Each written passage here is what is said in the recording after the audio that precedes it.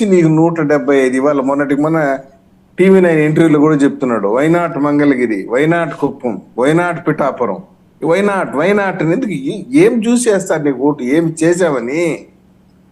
ఒకప్పుడు నువ్వు గెలుస్తా నీ గెలుపు కృషి చేసిన ప్రశాంత్ కిషోర్, నేను నెత్తి మోసినటువంటి ప్రశాంత్ కిషోర్ చాలా స్పష్టంగా చెప్తున్నాడు కదా ఇంటర్వ్యూలో, అతను ఒక సర్వీస్ ప్రొవైడర్ లాగా పనిచేసాడు కానీ ఒక లీడర్ లాగా పనిచేయలేదని చెప్పి నేను ఇది పెట్టుకుని నేను గెలుస్తానంటే ఏం లేదు, ఒక దింపుడుగా లాస్ట్ తప్పించి ఇంకేం కనిపించడం లేదు. అంటే ప్రశాంత్ కిషోర్ చెప్తే జరగాలని ఉందా అండి? ఓకే, ఆయనతో ఆయన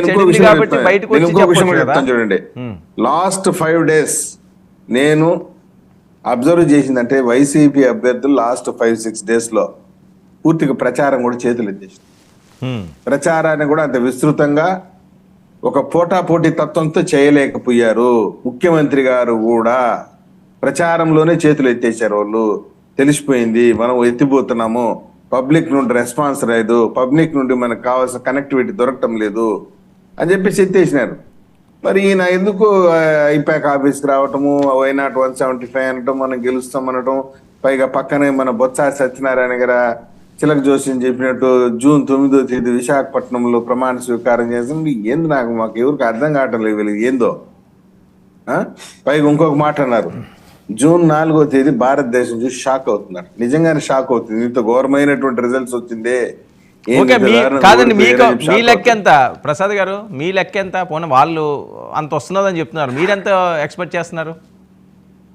నేను చెప్తున్నాను 125 సీట్లతో తెలుగుదేశం పార్టీ, జనసేన, భారతీయ జనతా పార్టీ కూటమి June 8వ తేదీన నారా చంద్రబాబు నాయుడు గారు ముఖ్యమంత్రిగా అమరావతిలో ప్రమాణ స్వీకారం చేస్తున్నారు. ఇది మీ ముహూర్తం? ఎటువంటి సార్? ఇది మీ ముహూర్తం?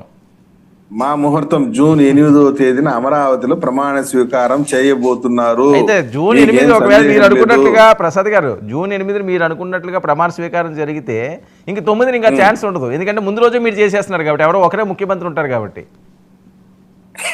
ఏమో ఇంట్లో ఆయన అర్థం నిలబడుకునే ప్రాక్టీస్ చేస్తాడేమో మనం చెప్పలేము. ఓకే, ఇప్పుడు నేను అడిగేది అంటే ప్రచార యుద్ధమే గెలవలేదు, ప్రచారం నుండి వెళ్ళిపోయినారు వాళ్ళు. మధ్యలో మిడిల్ డ్రాప్, రేపు పొద్దున కౌంటింగ్ స్టేషన్ నుంచి కూడా మిడిల్ డ్రాపే. 9వ రౌండ్ కంటే వెళ్ళిపోతారు ఆ ఫలితాలు చూసి, ఆ కౌంటింగ్ సరళి చూసి. Okay okay right. ఓకే, అరుణ గారు.